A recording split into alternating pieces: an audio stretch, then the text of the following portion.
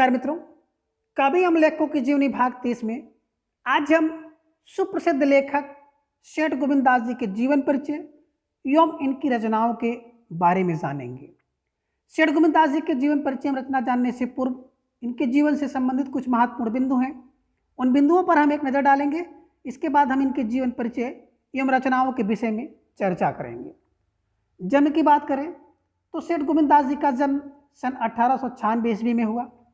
जन्म स्थान जबलपुर जो कि मध्य प्रदेश राज्य में स्थित है, वहाँ पर इनका जन्म हुआ। और सेठ गोविंद दास जी संसद सदस्य भी रह चुके हैं और इनका पहला नाटक जो था विश्व प्रेम और मृत्यु अगर देखें तो इनकी मृत्यु सन 1974 ईस्वी में हुई। जीवन परिचय। सेठ गोविंद दास जी का जीवन परिचय कुछ इस प्रकार से है। सेठ गोविंद दास जी का जन्म सन 1896 ईस्वी में मध्य प्रदेश राज्य के जबलपुर शहर में हुआ था और इन्होंने घर पर रहकर ही हिंदी और अंग्रेजी भाषा का ज्ञान प्राप्त किया था।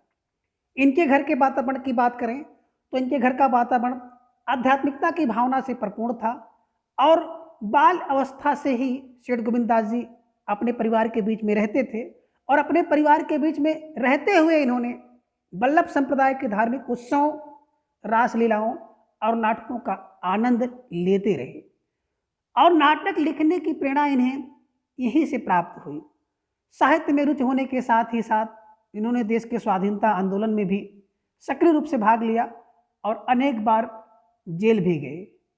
अनेक रचनाएं इन्होंने जेल में ही लिखी और सन 1947 ईस्वी में देश के स्वतंत्र होने पर संसद सदस्य भी हुए और जीवन पर्यंत इस पद पर बने रहे। हिंदी को राष्ट्रभाषा के रूप में प्रतिष्ठित होने के आप पक्षधर रहे और हिंदी के प्रति आपका लगाव इसलिए था क्योंकि यह भारत के विस्तृत भूभाग में बोली जाने वाली भाषा ही नहीं अपितु स्वाधीनता आंदोलन की भाषा भी थी। सन 1974 ईस्वी में आपका निधन हो गया। कृतियाँ। सेठ गोविंद दास जी की कृतियों की चर्चा करें तो सेठ गोविंद दास जी ने अधिकांश नाटक एवं एकांकियाँ ही लिखी हैं और विश्व प्रेम आपके द्वारा लिखा गया सर्वप्रथम नाटक है जिसे आप अपने परिवार द्वारा स्थापित श्री शारदा भवन पुस्तकालय के वार्षिकोत्सव के लिए लिखा था। पश्चात नाटककार बर्नार्ड शॉ, इब्सन व ओनील की नाट्य शैलियों का आपके नाटकों पर विशेष प्रभाव जो है परिलक्षित होता है। फिर भी आपके नाटकों की जो मुख्य धारा है वो भारतीयता पर आधारित है और आपके नाटक के जो विषय हैं पौराणिक, ऐतिहासिक, सामाजिक, राष्ट्रीय और राजनीतिक धरातल तक फैले हुए हैं और कुछ एकांकी एक पात्री हैं।